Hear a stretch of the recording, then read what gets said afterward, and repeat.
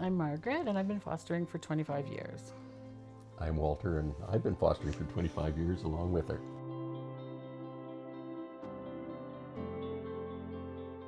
The little girl we have now is number 70. 25 years, yeah. It makes you realize how lucky you are and how wonderful, in a way, that you are being asked to be in charge of someone else's child. And that's a real honor, because that's very precious, and there's no money amount on that.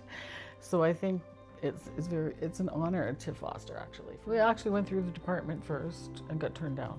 At the time, I'd been diagnosed with multiple sclerosis, and they said that I would be a danger to children. So we were devastated, like really, it was really hard to take, but we thought, well, that's what it is. So I was telling a friend of mine at our church, and her niece worked for Closer to Home. She said, my niece works for this agency, and she said, I'm just gonna tell her, there's no way you guys should have been turned down. She's a sweetheart, really.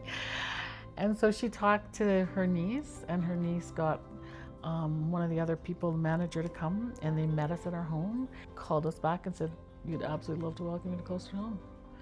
And they really took a chance on us after the department turning us down. But well, and he called the lady from Children and Family Services who turned us down as a courtesy to let her know that they were going to be taken on. And she warned him that, don't come back and say, I told you so.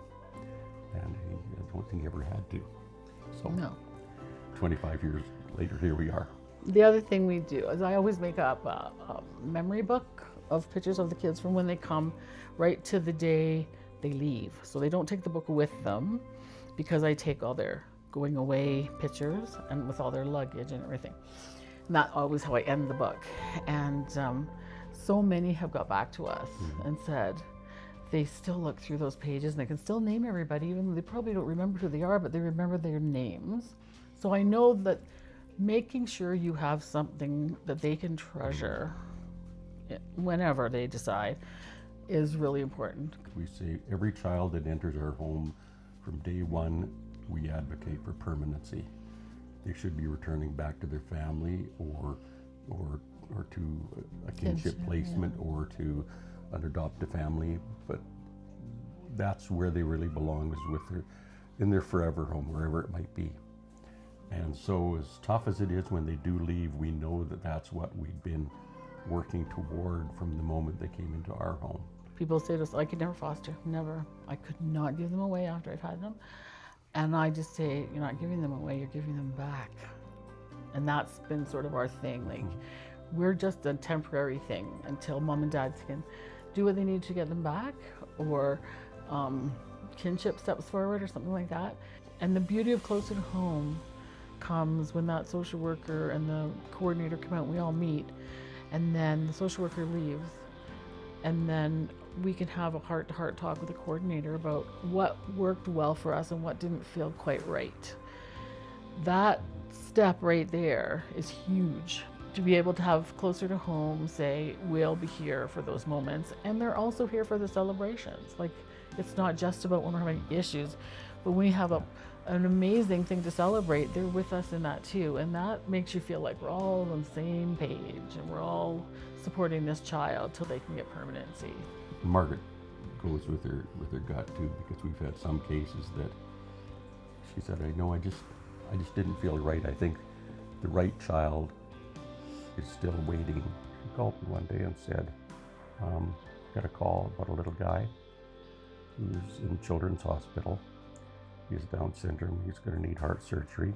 He's on CPAP and oxygen, and we're going to have to learn how to insert a feeding tube. I said, oh. And what did he say? I said, of course. She said, of course. I said, why? And she said, well, his birthday's the same day as our oldest son. So she said it was a sign. And so we said yes, and then they said, gosh, we'd really like somebody that's closer to the Children's Hospital. Thanks, but no thanks.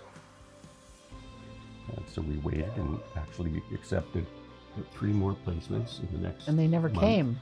And they all, for some reason, transitioned to grandparents, or for some reason didn't come to us. And so we said, fine, went away in Christmas holidays, and while we were in Christmas holidays, I got a phone call from Closer to Home, and they said, You know that little guy that Margaret said yes to?